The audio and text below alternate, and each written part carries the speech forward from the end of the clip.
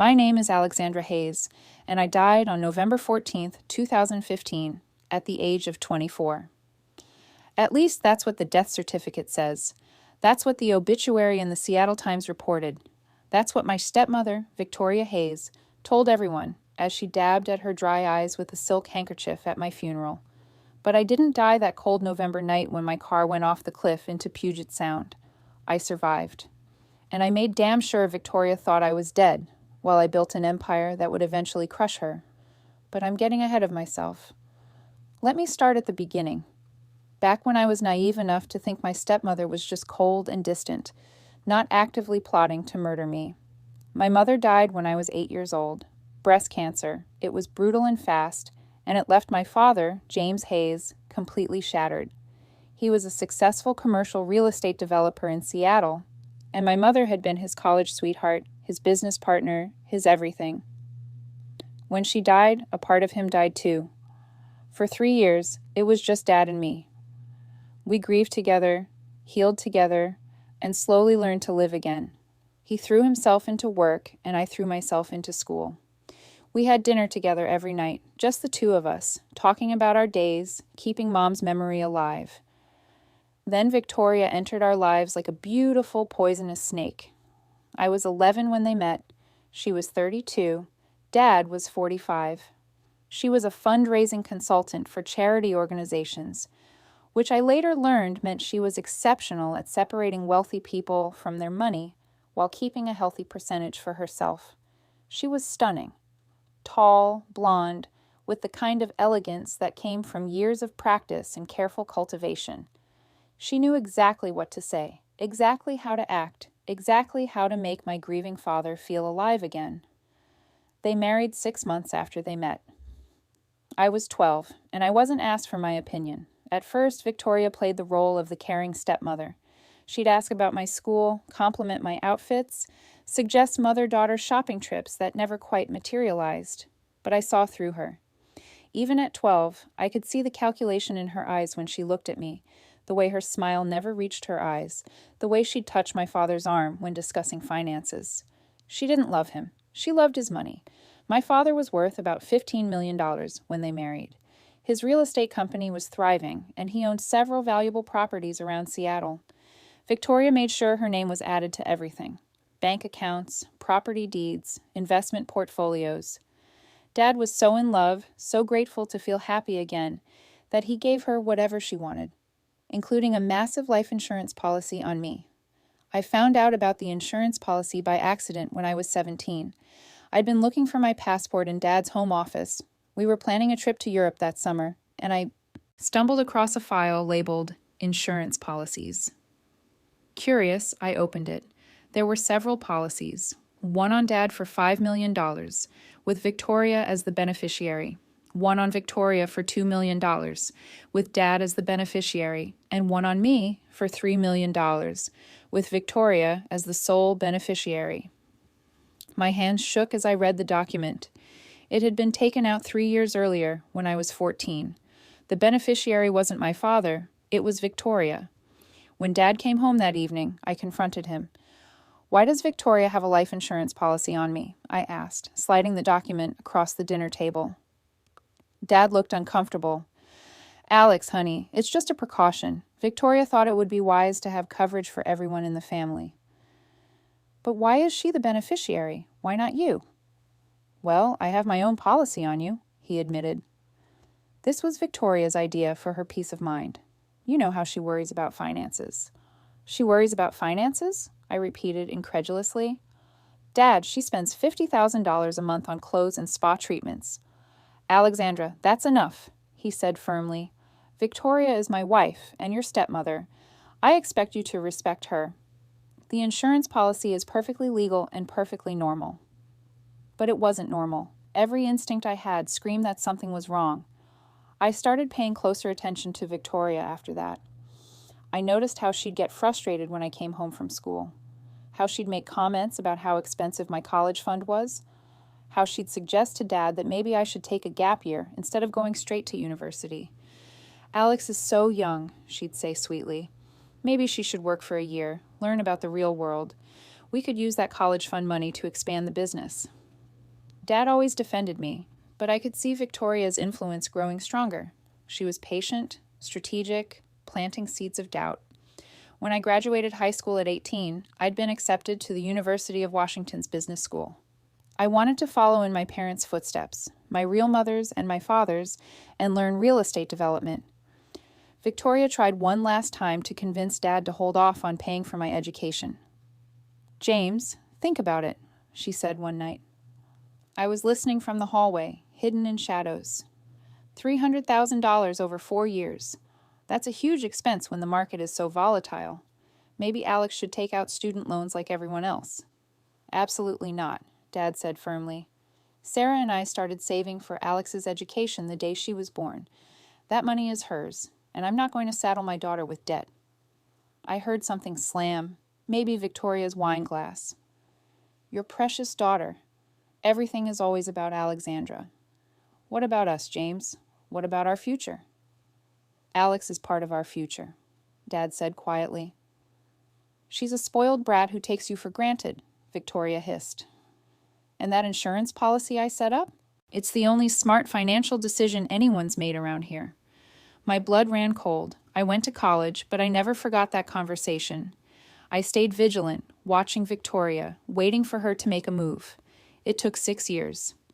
By the time I was 24, I'd graduated from UW with a degree in business and had been working at my father's company for 2 years. Dad had groomed me to eventually take over the business, and I was good at it. Really good. Victoria hated it. She'd expected me to flounder, to fail, to prove that I wasn't worthy of my father's faith in me. Instead, I'd brought in 3 major clients in my first year and had negotiated a deal that netted the company $2 million in profit. Dad was proud. Victoria was furious. She'd also spent the last 6 years bleeding Dad's fortune dry. Expensive cars, jewelry, designer clothes, a vacation home in Maui, constant remodeling of our house.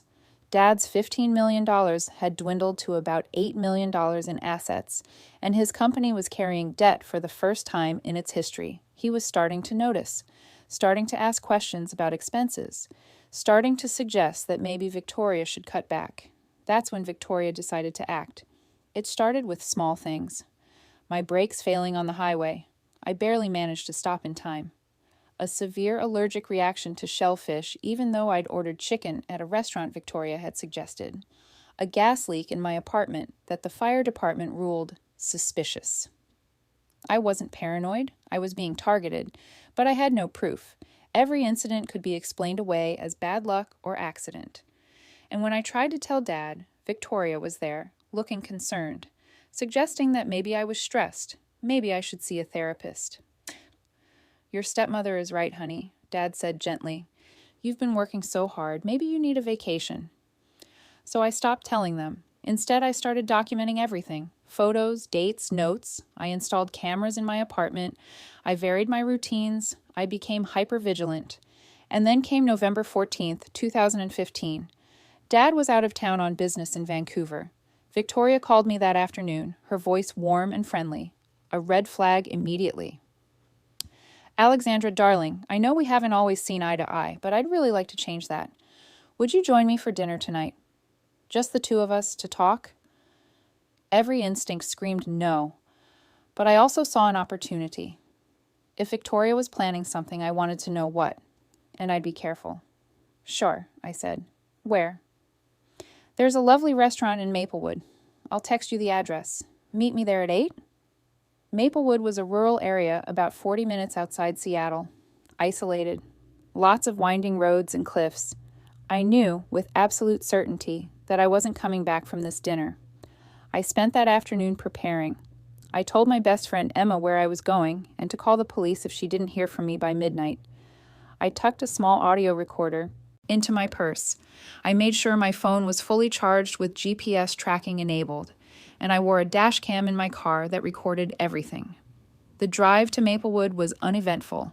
The restaurant was real, a small seafood place overlooking the Sound. Victoria was already there, looking stunning in a black dress, sipping white wine. Alexandra! She stood and air-kissed both my cheeks. I'm so glad you came. Please sit. Dinner was surreal. Victoria was charming. asking about my work, praising my accomplishments, even apologizing for being distant over the years. "I think I was jealous," she admitted, swirling her wine. "You're so smart, so capable. Your father adores you. I felt like I could never measure up to you or to your mother's memory." It was a masterful performance. If I hadn't known better, I might have believed her. We talked for 2 hours. Victoria drank 3 glasses of wine, or appeared to. I noticed she barely sipped them. She was staying sober while trying to get me drunk. I pretended to drink more than I did, dumping wine into a nearby plant when she wasn't looking. Finally, around 10 p.m., she suggested we leave. "I'll follow you home," she said. "Make sure you get back safely. These roads can be dangerous at night." There it was. "That's sweet of you," I said, my heart pounding, "but I'll be fine." "I insist," she said firmly. "James would never forgive me if something happened to you." We walked to our cars. Mine was a small Honda Civic, modest, practical. Hers was a Mercedes SUV, big, powerful, heavy. The drive back started normally, Victoria's headlights in my rearview mirror, keeping a safe distance. The road was dark, winding through forested areas with occasional dramatic cliffs overlooking the Sound. Then, on a particularly isolated stretch with no guardrails and a 100-foot drop to the water, Victoria's SUV suddenly accelerated. She slammed into my rear bumper, going at least 60 miles per hour. My car lurched forward, tires screeching. I fought for control, but she hit me again, harder this time. My car spun, heading straight for the edge. This was it. This was how she planned to kill me and collect 3 million tainos.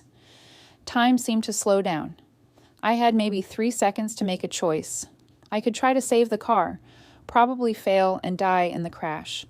Or I could do something crazy. I chose crazy. As my car skidded toward the cliff edge, I made a split-second decision that would change everything. I unbuckled my seatbelt, grabbed my purse, and threw open the driver's door. The car was still moving, but I jumped, hitting the ground hard and rolling. Pain exploded through my shoulder and hip, but I kept rolling, away from the edge. My car sailed over the cliff and plunged into the dark water below. I lay on the cold ground, stunned, my body screaming in pain. I could hear Victoria's Mercedes idling maybe 30 feet away. She'd stopped to watch the results of her handiwork. I didn't move, didn't breathe, just lay, there in the darkness off the side of the road, hidden by the tall grass and shadows. I heard her car door open, footsteps approaching the cliff edge. "Finally," Victoria muttered. I could hear the satisfaction in her voice. $3 million and full control of James. Worth the wait. She stood there for what felt like forever, probably making sure there was no way I could have survived. Then she got back in her car and drove away. I waited until her taillights disappeared, then forced myself to move. Everything hurt, but nothing felt broken. I was bleeding from scrapes on my face and hands, and my shoulder was going to be badly bruised, but I could walk. My phone was miraculously intact in my purse. The dash cam had recorded everything up until the car went over, including Victoria's Mercedes license plate and her ramming me twice. The audio recorder had captured her muttering about the insurance money. I had evidence. But as I stood there on that dark road, bleeding and shaking, a wild idea formed in my mind. What if I didn't report this? What if I let Victoria think she'd succeeded? If I came forward now, it would be her word against mine.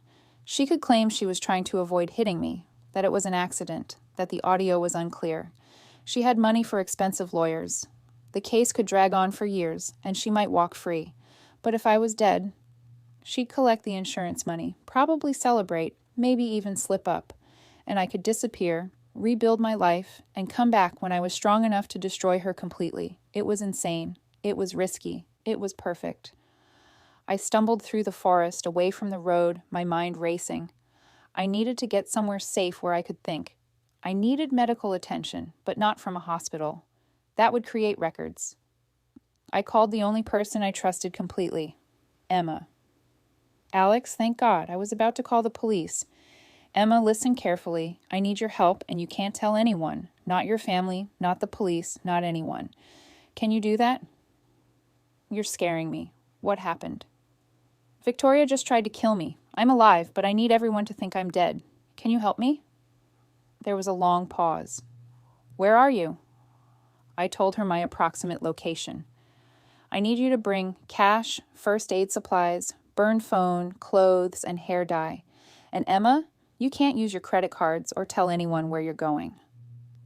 "I'm on my way. 20 minutes. She found me an hour later, shivering in the forest. Emma was my best friend since freshman year of college, and she didn't waste time with questions. She just wrapped me in a blanket, cleaned my wounds, and drove me to her family's cabin 3 hours away in the mountains, a place that had been empty since her grandfather died. Over the next 2 days, while news of my death spread across Seattle, Emma helped me transform. We cut and dyed my long, dark hair to a short blonde pixie.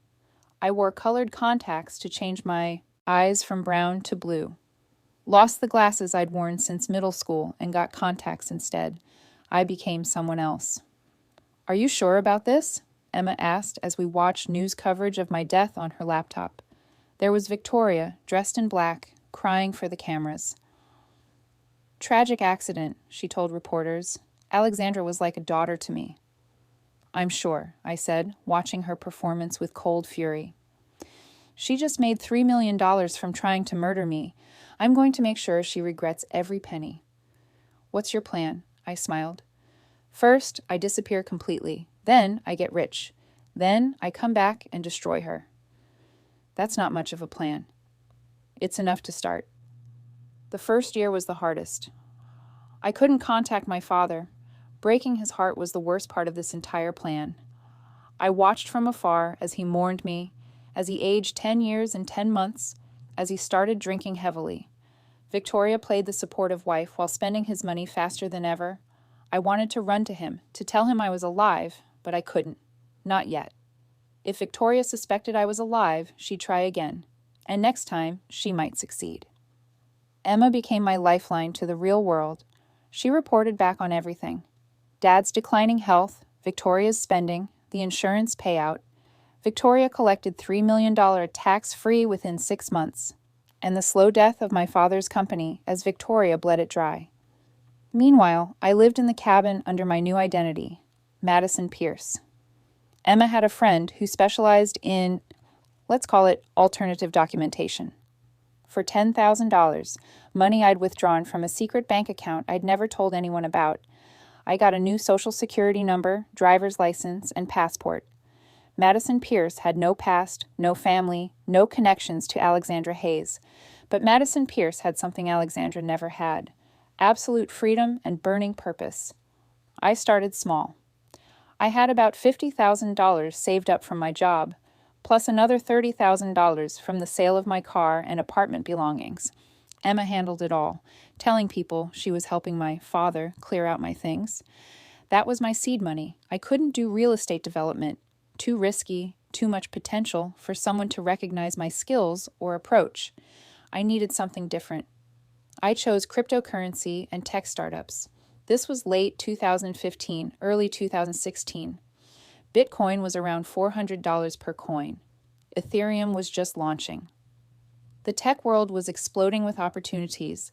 Most people thought crypto was a scam or a fad.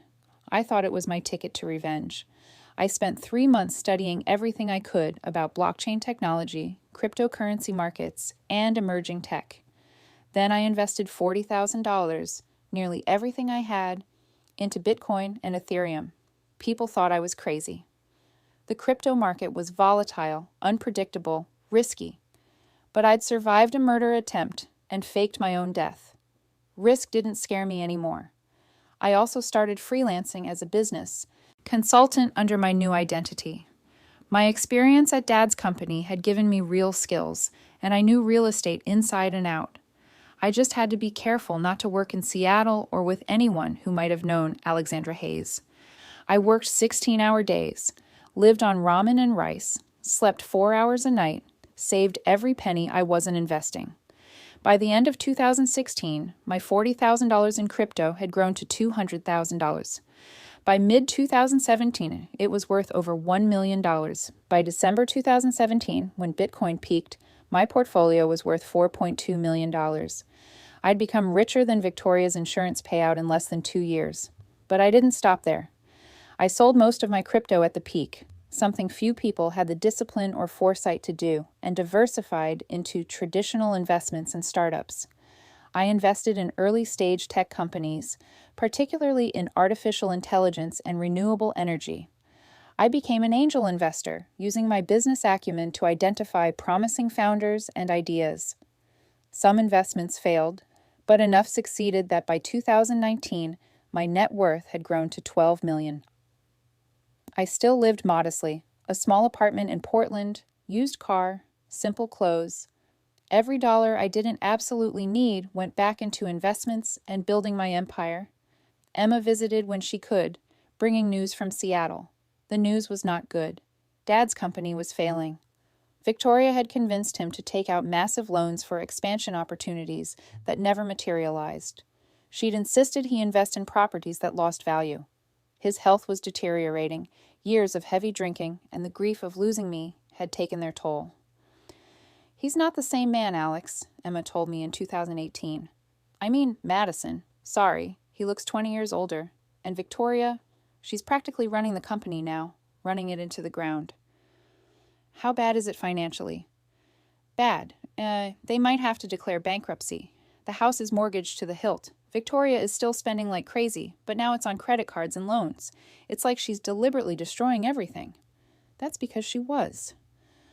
I realized it then. Victoria wasn't just greedy. She was malicious. She wanted to destroy my father's legacy, everything he'd built, everything my mother had helped create. Maybe because he'd never stopped loving my mother. Maybe just because she was cruel. "How much longer does Dad have?" I asked quietly. Emma looked away. "The doctors say his liver is failing. Maybe a year, maybe 2 if he stops drinking. But Alex, Madison, he won't stop. He's given up." I made a decision that night. I'd give myself 2 more years to build enough wealth and power to not just expose Victoria, but to completely destroy her. Then I'd come home. I wouldn't make it in time to save my father. That knowledge haunted me every day, but I'd avenge him. In 2019, I made my boldest move yet. I founded my own investment firm, Phoenix Capital Partners. The symbolism wasn't lost on me. A phoenix, rising from ashes, just like I'd risen from my fake death. Phoenix Capital focused on aggressive growth investments, particularly in tech sectors. I was good at it, really good. My track record from my angel investing days gave me credibility, and Madison Pierce quickly developed a reputation as a savvy, sharp investor with an almost supernatural ability to pick winners. By the end of 2019, Phoenix Capital had $50 million in assets under management. By mid-2020, during the pandemic market chaos, I'd grown that to $200 million by making strategic investments in remote work technology, e-commerce, and biotech. By early 2021, Phoenix Capital managed over $500 million, and my personal net worth had crossed $75 million. I was 30 years old, officially dead, and richer than Victoria could ever dream of being. It was time to go home. My father died on March 15th, 2021. Emma called me, crying. Liver failure, like they predicted. Victoria was with him at the end. She's telling everyone how devoted she was, how she nursed him through everything. Was she really there? Are you kidding? She showed up 5 minutes before he died, just in time to play the grieving widow for the nurses. I wanted to scream. I wanted to cry. I wanted to go back in time and reveal myself to my father before he died, to tell him I loved him, that I'd survived, that I was going to make Victoria pay. But I couldn't, and now he was gone. Victoria inherited everything, or what was left of it. Dad's company was bankrupt. The house was underwater on its mortgage. He had about $500,000 in life insurance, some retirement accounts, and a few remaining assets. Victoria sold it all within months, paid off her massive credit card debts, bought a condo in downtown Seattle, and started living off what remained of my father's legacy. I gave her exactly 6 months to get comfortable, to think she'd gotten away with everything, to forget about the stepdaughter she'd murdered. Then I struck. In September 2021, I moved to Seattle. Madison Pierce, successful venture capitalist and founder of Phoenix Capital Partners, was relocating to the Pacific Northwest to be closer to the tech scene. I rented a luxury penthouse downtown, coincidentally in the same building where Victoria had bought her condo, though several floors above her. I hired a team, a private investigator to document Victoria's every move, a forensic accountant to trace every dollar she'd stolen from my father, and a lawyer, the best criminal defense attorney in Seattle, because I'd need them when the truth came out. And then I started running into Victoria.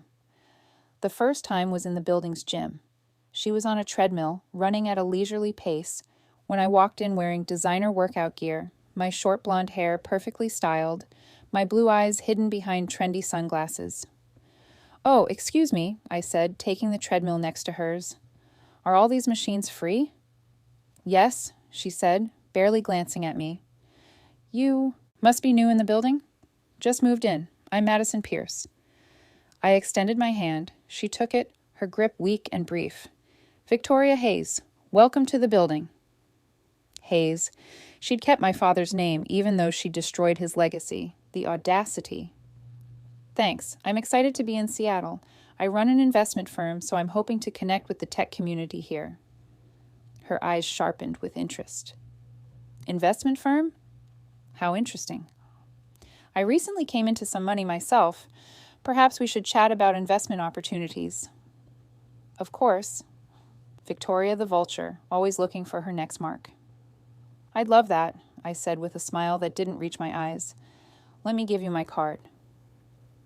Over the next 3 months, I cultivated a friendship with Victoria. We had coffee, we attended charity events together. I introduced her to my wealthy contacts. She was thrilled to have a rich, successful friend who could elevate her social status. She had no idea she was befriending her dead stepdaughter. I'd changed so much that Victoria didn't see even a glimmer of recognition. Alexandra had been soft, tentative, trying to please everyone. Madison was confident, polished, powerful. Alexandra had worn glasses and had long, dark hair.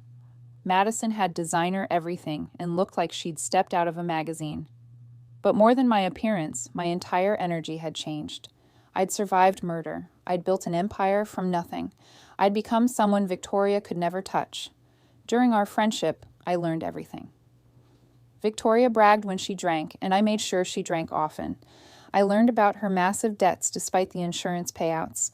I learned about her affairs. She'd been cheating on my father for years. I learned about the drugs she was using to maintain her appearance and energy. And I learned something shocking. She'd tried this before. "You know, Madison," she said one night after too much wine, "you remind me of my stepdaughter. She was smart like you, ambitious, could have been really successful." "What happened to her?" I asked, knowing exactly what happened. "Car accident. Tragic. She drove off a cliff." Victoria's eyes were cold, calculating. "I was following her home from dinner, actually. Saw the whole thing. Nothing I could do." "How horrible," I said, watching her carefully. "You must have been devastated." "Oh, I was," she said, her tone suggesting otherwise. "But life goes on, you know. And, well, there was an insurance policy. Helped me get through the grief." She smiled, and I saw the monster clearly. "You know what's funny, though?" she continued. "My first husband, before James, Alex's father, he died too. Accidental drowning. I was the only witness. Got a nice insurance payout from that one, too."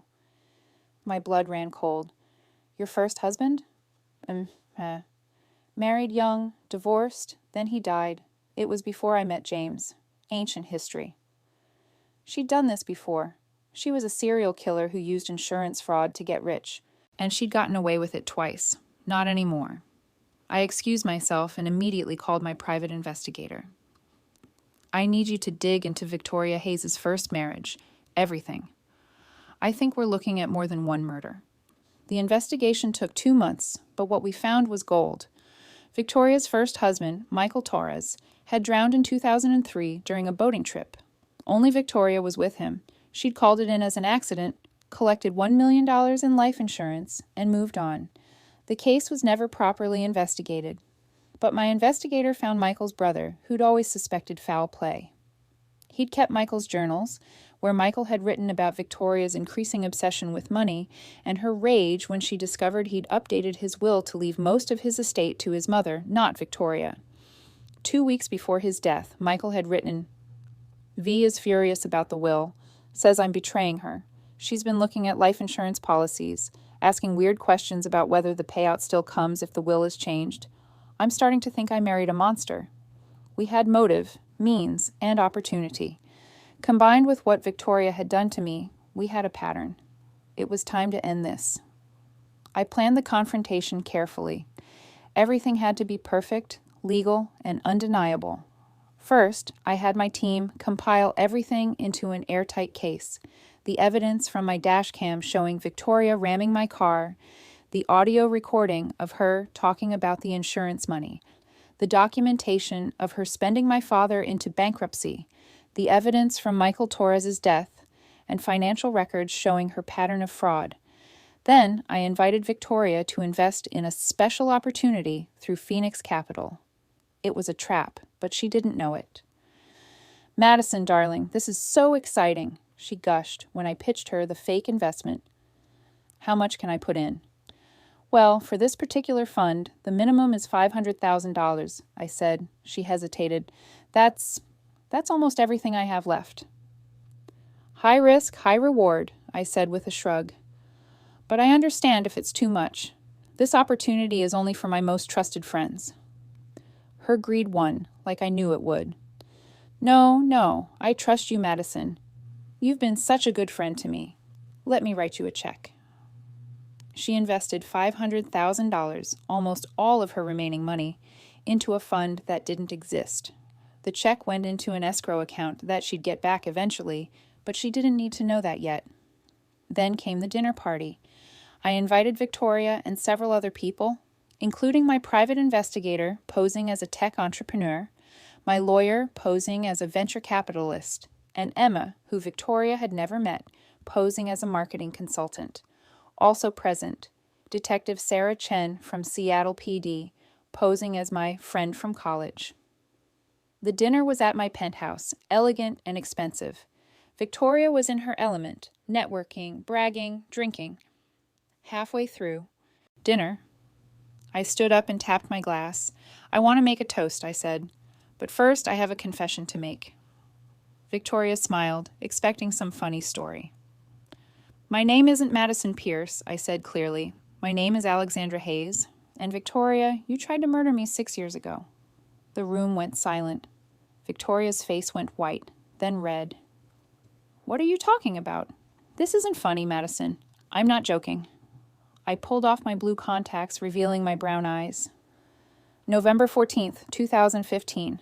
You rammed my car off a cliff after dinner in Maplewood. You thought I died. I survived." "You're insane," Victoria said, but her voice shook. "Alexandra is dead. I saw the car go over." "Yes, you did, because you pushed it over." I pulled out a laptop and hit play.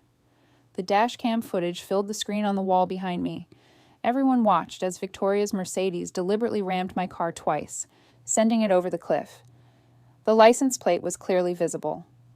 "That could be anyone," Victoria said desperately. I played the audio next.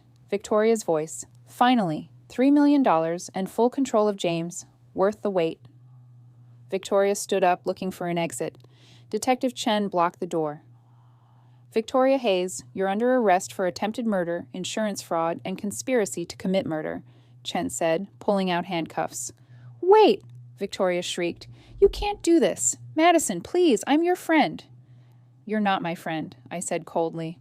"You murdered your first husband, Michael Torres. You tried to murder me. You destroyed my father and killed him through years of abuse and manipulation. You took everything from me." "Your father was weak," she screamed. "He was a pathetic, grieving shell of a man. I gave him years of his life. I deserved that money." "And there's the confession," Detective Chen said, snapping the handcuffs on. As they led Victoria away, still screaming threats and denials, I felt empty, not triumphant, not satisfied, just empty. Emma came to stand beside me. "You did it." "Yeah," I said. "I did it." Victoria's trial was a media sensation. The story had everything: a fake death, a Black Widow serial killer, insurance fraud, and a dramatic return from the dead. The evidence was overwhelming. The dashcam footage, the audio recording, Michael Torres' journals, financial records showing Victoria had systematically destroyed my father's business while enriching herself, and testimony from multiple experts. She was found guilty on all counts, 2 counts of attempted murder. Michael Torres' death was ruled a suspicious death, but she was charged with attempted murder for me. Insurance fraud, conspiracy, and financial exploitation of a vulnerable adult, my father. She was sentenced to 45 years in prison without possibility of parole. I attended every day of the trial. I wanted her to see me, alive and successful, as her world crumbled. I wanted her to know that she'd failed. On the day of sentencing, as Cha led her away, Victoria looked at me one last time. "I should have made sure you were dead," she said. "Yes," I agreed. "You should have." The $3 million she'd collected from my death was seized and added to restitution payments for Michael Torres' family and to pay back my father's creditors. Victoria had spent most of it, of course, but they took everything she had left. The $500,000 she'd invested in my fake fund, I donated it to a charity for domestic violence survivors and families affected by financial abuse, in my father's name. After the trial, I had to decide who I wanted to be. Legally, I was still Alexandra Hayes. Madison Pierce was a false identity, and using it for business purposes was technically fraud, even though I'd built Phoenix Capital honestly after creating the identity. My lawyers worked with the authorities to sort it out. Given the circumstances, that I'd created Madison Pierce to escape a murderer and had committed no crimes under that identity, the prosecutors agreed not to press charges. I had to legally return to being Alexandra Hayes, but I could continue running Phoenix Capital under my real name. The media went crazy. "Dead heiress returns as billionaire investor," the headlines read. I did exactly 1 interview with 60 minutes to tell my story. Then I went silent, letting my work speak for itself. Phoenix Capital continued to grow. By 2023, we were managing over $2 billion in assets. I'd become one of the most successful female investors in the country, and my story inspired countless young women to pursue careers in finance and tech. I rebuilt my father's company, too. I bought the assets out of bankruptcy, restructured the business, and renamed it Hayes & Hayes Development, honoring both my father and my mother. Within 2 years, it was profitable again. I never moved back into my childhood home. Victoria had poisoned it for me. Instead, I donated it to be converted into a shelter for young people escaping abusive family situations. Emma remained my closest friend. She was the maid of honor at my wedding when I married David, a kind, brilliant engineer I'd met through a startup investment. We have a daughter now, named Sarah, after my mother. I think about my father every day. I wish I could have saved him. Wish I could have revealed myself before he died. That's the cost of my revenge. I lost 6 years with him, and he died thinking I was gone. But I also think about the 18-year-old girl who was kicked to the curb by life, the 24-year-old who survived a murder attempt, and the woman who built an empire from nothing. People often ask me if it was worth it, if faking my death and spending 6 years building wealth before confronting Victoria was the right choice. The truth is complicated. Did I get justice? Yes. Victoria is in prison and will likely die there. Did I become successful beyond my wildest dreams? Yes. I'm a billionaire with a company that's changing lives and making a real difference. Did I survive when I should have died? Yes. And not just physically. I survived emotionally, psychologically, spiritually. But I also lost precious time with my father. I lost 6 years of my life to hiding and planning. I became someone harder, colder, more calculating than I ever wanted to be. Was it worth it? On days when I look at my daughter, teaching her to be strong and independent and never let anyone make her feel worthless, yes, it was worth it. On days when I think about having Thanksgiving dinner with my father one more time, no, maybe it wasn't. But here's what I know for certain. Victoria thought she could erase me. She thought she could take my life, my inheritance, my future, and turn it all into a profitable murder. She was wrong. I didn't just survive, I thrived. I became more successful than she ever could have imagined. I built an empire not with inherited money or insurance payouts, but with intelligence, determination, and an unbreakable will to prove that I mattered. Victoria Hayes tried to kill me for $3 million. I faked my death and became worth over $1 billion. I'd say I won. It's 2026 now. I'm 35 years old, and my life is nothing like I imagined it would be when I was that scared 18-year-old watching my family fall apart. Phoenix Capital now manages $5 billion in assets. We've invested in over 200 companies, creating thousands of jobs and helping build the next generation of technology. Hayes & Hayes Development is one of the top real estate development companies in the Pacific Northwest, specializing in affordable housing and sustainable development. I started a foundation called Second Chances that helps people who've survived domestic violence, financial abuse, or attempted murder rebuild their lives. We've helped over 10,000 people so far. Victoria is still in prison. I've never visited her, and I never will. She's nothing to me now, not even worth my hatred. My daughter Sarah is 3 years old. She has my mother's eyes and my father's smile.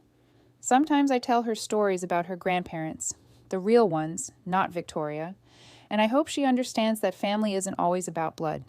It's about love, loyalty, and people who want you to succeed. Last week, I was giving a speech at a women's business conference. A young woman approached me afterward, crying.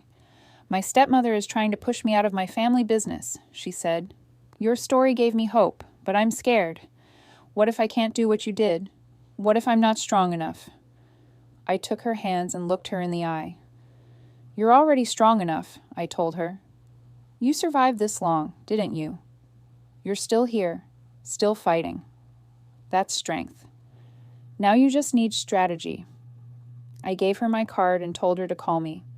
Phoenix Capital has a program now. We provide legal resources, financial advice, and strategic planning for young people being exploited or abused by family members because I learned something. Important through all of this, revenge is satisfying, but justice is better. And the best justice isn't just punishing the people who hurt you. It's making sure they can't hurt anyone else. Victoria thought she could kill me and get rich. Instead, I survived, got rich, and used that wealth to protect others from people like her. She tried to erase me. I became unforgettable. And every day I wake up in my beautiful home, kiss my daughter, work on projects I'm passionate about, and live a life Victoria could never touch. That's my revenge. Not just surviving, thriving.